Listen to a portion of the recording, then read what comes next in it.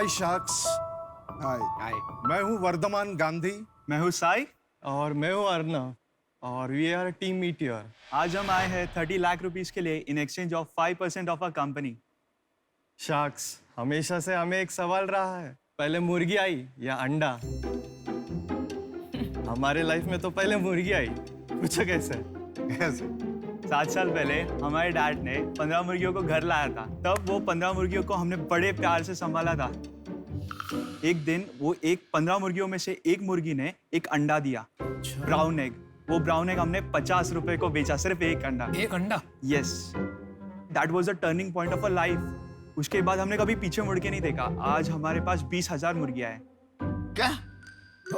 वाह। शार्क्स, 6 साल हुए, बड़े बड़े ब्रांड्स और बड़े बड़े कंपनीज और बड़े बड़े सप्लायर्स को सप्लाई करते आ रहे हैं, बट हमने सोचा क्यों ना हम हमारे फार्म से डायरेक्ट कस्टमर को सेल करें। और तभी मीडिया की शुरुआत हुई। आज हम टेक्नोलॉजी का पूरा यूज करके हमारे फार्म से डायरेक्टली कस्टमर के डोरस्टेप पे डिलीवर किया जाता है। हमारे मुंबई में 9 हब्स है, पुणे में 3 हब्स है, जिसके थ्रू हम डिलीवरी करते हैं। इसके अलावा हमारी मुर्गियों को ना नॉर्मली ओपन एनवायरनमेंट में घूमने को दिया जाता है। वो फ्रूट्स एंड वेजीज खाते हैं, वर्म्स खाते हैं, इंसेक्ट्स खाते हैं for additional nutrition. And you know what's the best part? हमारे एग्स में से स्मेल नहीं आता है। एंड सो वो जो अंडा है वो छोटे बच्चों से लेके सीनियर सिटीजन्स तक बिना हिचकिचाहट के, बिना हेजिटेशन के खाते हैं। आपने कहा आपके एग में प्रोडक्ट में स्मेल नहीं आती।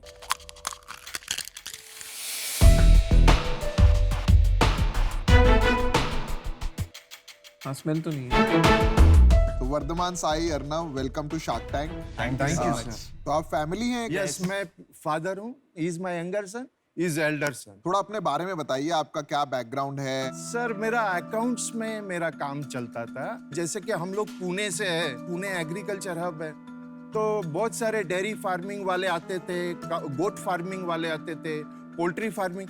तो उनके साथ रहते रहते ये इसमें हम लोग आगे बढ़े।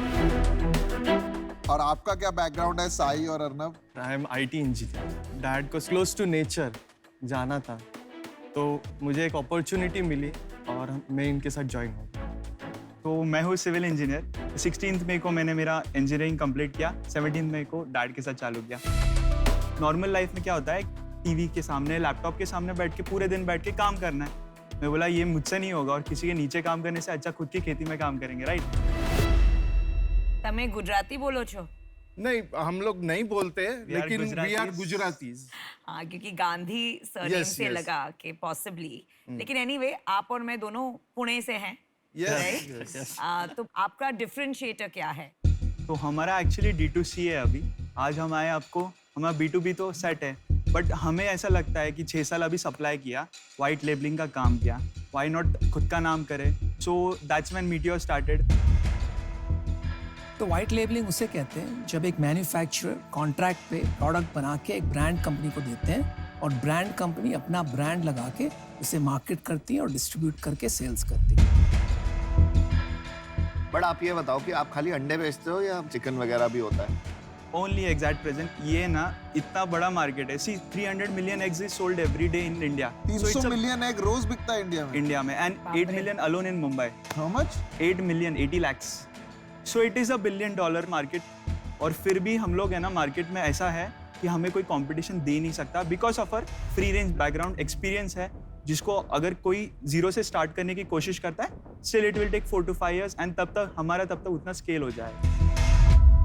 D2C में मोस्टली दो आपके जो एरिया है उसमें टेक्नोलॉजी का प्ले बहुत ज्यादा होता है, करेक्ट? सर, हम टेक्नोलॉजी में भी आ गए। देखो, सो व्हाट्सएप पे ऑर्डर होता है, बेसिक हाई डालना होता है।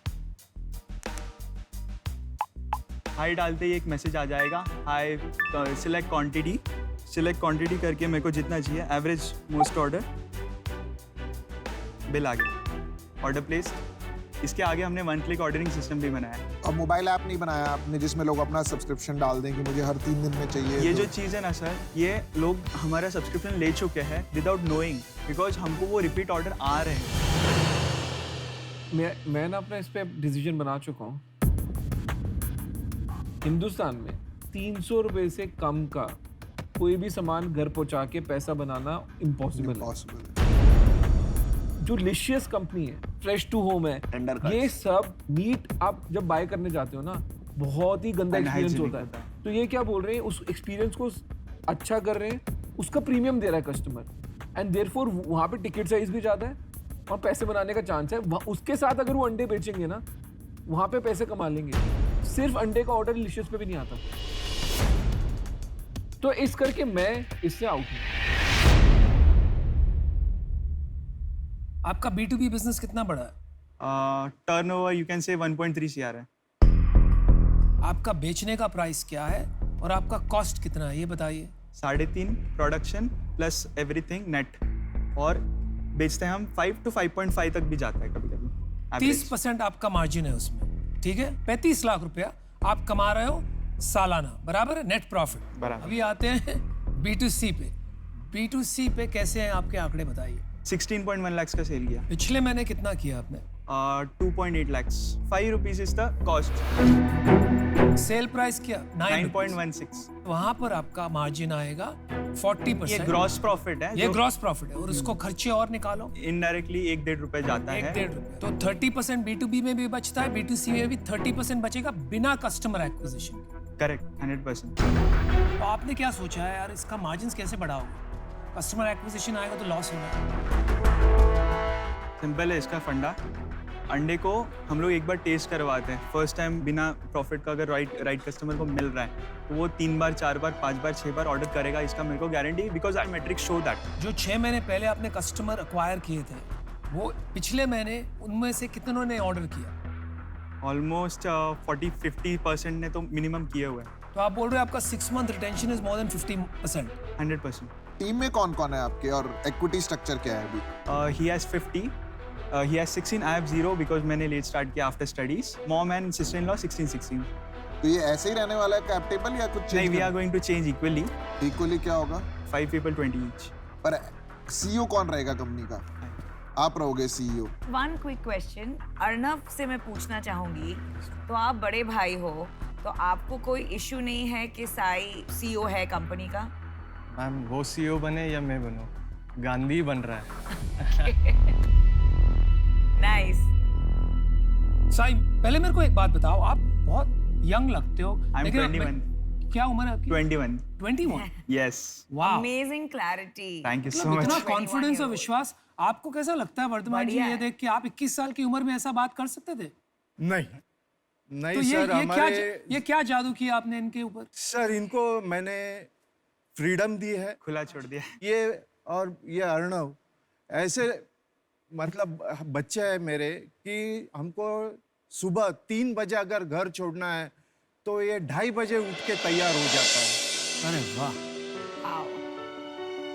सब एक साथ, इतनी यूनिटी, इन लोग कितना सपोर्ट करते हैं। तो मेहनत बहुत है दोनों Yes। दोनों लड़कों में, और लड़कों आपकी में- तरफ जोड़ एक मेल भी बहुत गहरा है।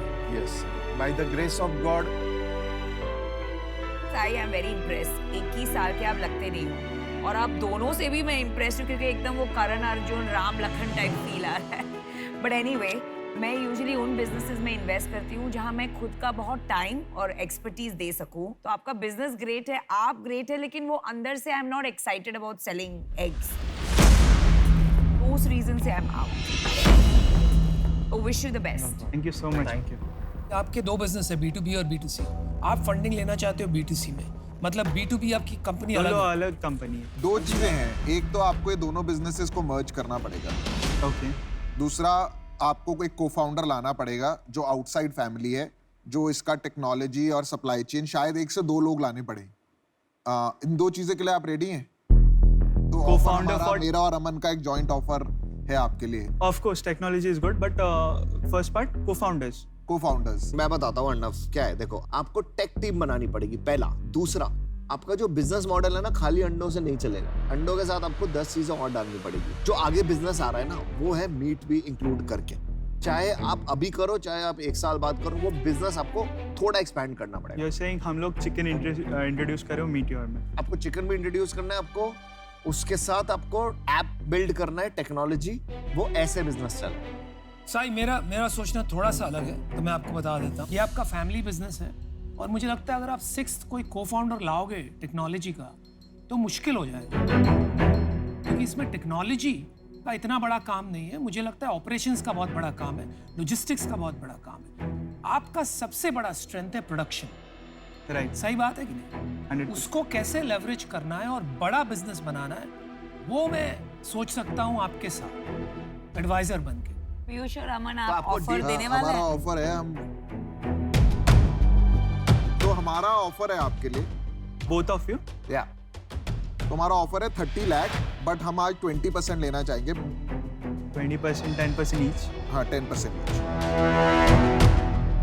ऑफर मेरा सेम है, मैं 30 लाख दूंगा फॉर 20%, क्योंकि मैं सोचता हूँ इसमें बहुत काम है एंड इसमें मल्टीपल्स बनाना है, मार्जिन बनाना है, तो इसी तरह बन सकता है। You sure.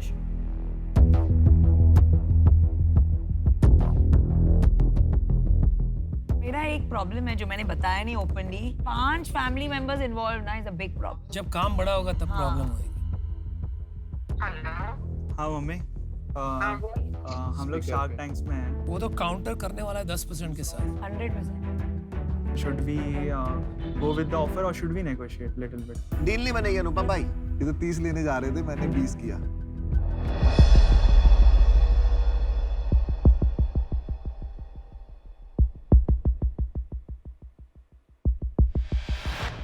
$30 for 14, both of you. हमारे पास एक डिफरेंट ऑफर है आपके लिए जो शायद काम करेगा। हम आपको 30 लाख ही देंगे, 20% लेंगे, पर तीनों sharks I. Three of all. हाँ, पर ये अब नेगोशिएट नहीं करेंगे, हाँ या ना।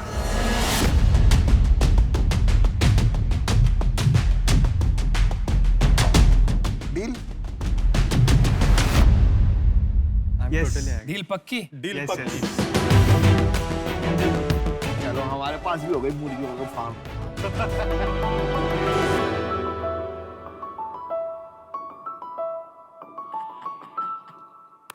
मेरे को ना अंदाज अपना अपना बड़ी पसंद है, उसमें भी उसके मुर्गियों का फार्म होते हैं। उसमें कहता है हम पता है क्या करेंगे, हमारे मुर्गियों के फार्म होते हैं, उसमें हजारों अंडे के लाखों ऑमलेट के साथ हमारे ब्रेड की भी फार्म होगा। फिर मुर्गियों का राजा और ब्रेड का बादशाह बजाज। इसको तो दूसरे शो में लेके जाओ, इंडियाज गॉट टैलेंट, वहां लेके जाओ।